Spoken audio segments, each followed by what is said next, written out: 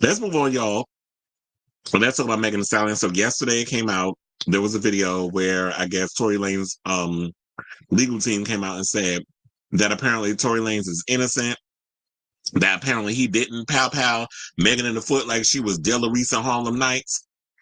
And now Megan's team, I was like, yeah, I'll bring this up today. But then Megan's legal people came out and was like, that's a BS. That ain't what went down.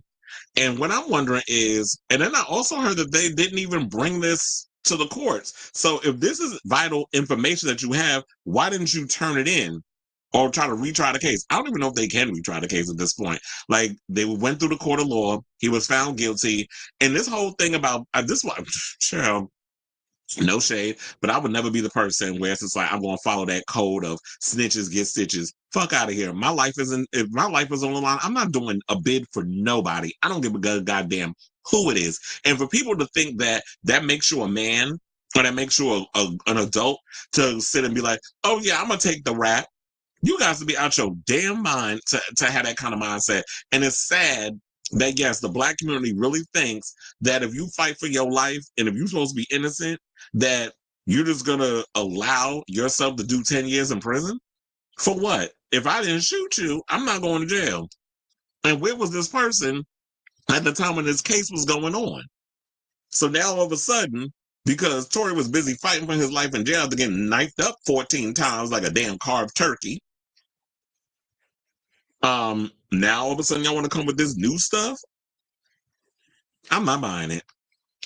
But anyway, let's get into it. So now they say it's been nearly 5 years since Tory Lane pow-powed Megan Thee Stallion in the foot.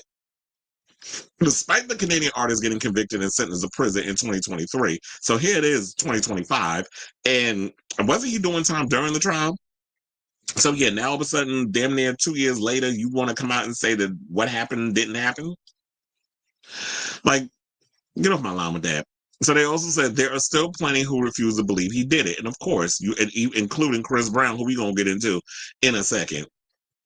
On Wednesday, May 14th, the Sorry for What Creators legal team, Unite the People, held a press conference to reveal the statement from bodyguard Bradley James, who allegedly claimed that Kelsey Harris was the one who pulled the trigger. However, as Megan's attorney Alex Spiro emphasized, the matter was already been resolved in the court of law. In a statement to XXL, he said Tory Lanez was tried and convicted by a jury of his peers, and his case was properly adjudicated through the court system. Which I don't know if this might be a shot to y'all, but that's how these happen. If you had all this information, if you had all what you need to have, you should have presented it at the time when this man was on trial fighting for his freedom. But you didn't do it. So you assed out. All of y'all. You just sound dumb right now. It just looks like y'all just want to have a moment. And it seems like everybody trying to outshine this Diddy case from Blake Lively and that mess that she got going on with Taylor Swift. Everybody trying to outshine the diddler. It ain't working. And the other one, Kim Kardashian out in France testifying because she told me she was almost all worded and robbed for her jewelry and all this other. Everybody trying to outshine the Diddy case. Nice try though. Now y'all trying to do it. They said it's not a political matter. This is a case of a violent assault that was resolved in the court of law.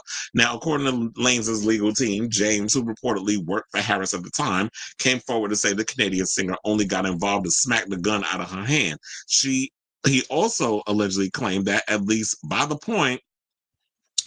point, she'd already fired 3 shots at Megan. It's important to remember that Harris received immunity during the Say It's artist trial. Yeah, I did hear that too, that she got immunity. And I'm like, why is it that she needed that then? If all of this stuff is coming forward. So in essence, they said Mr. Peterson, who was Tory Lanez, by the way, I think his first name is Daystar, never pow-powed anybody, never even touched that gun. He never even fired the gun. Attorney Walter Roberts stated per Vibe. This statement aligns with the statement of the only non-party witness to the case, Mr. Sean Kelly, who at trial testified he saw 2 women fighting, 2 men break up the fight, 1 man grabbed the other man's arm, pow-pows came from the passenger side. Now, whether or not But, well, I'll say, look, whether the story holds up is ultimately for the courts to decide, but either way, Unite the People is now requesting Lane's sentence be commuted or that he be pardoned entirely once out of the hospital. See, now this is what, didn't I say that's what it felt like?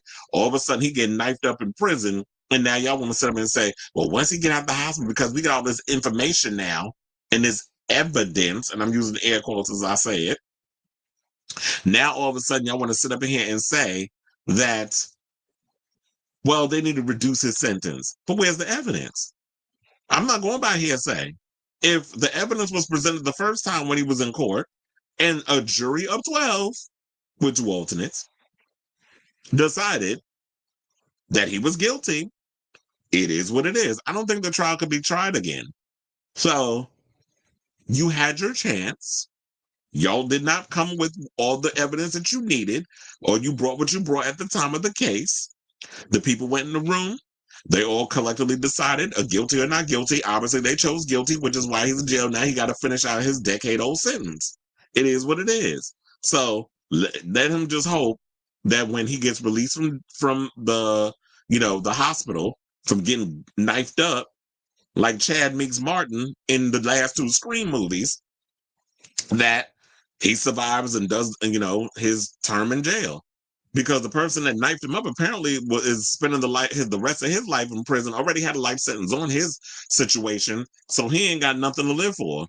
He has nothing to lose. So that's what happened from what I heard with him. And I think it was like a Latino dude with a bunch of tattoos and stuff all over him. Because I seen the picture of the man that damn near tried to take Daystar's life. So I guess that's all I got to say on that. It's like, look, y'all had your chance.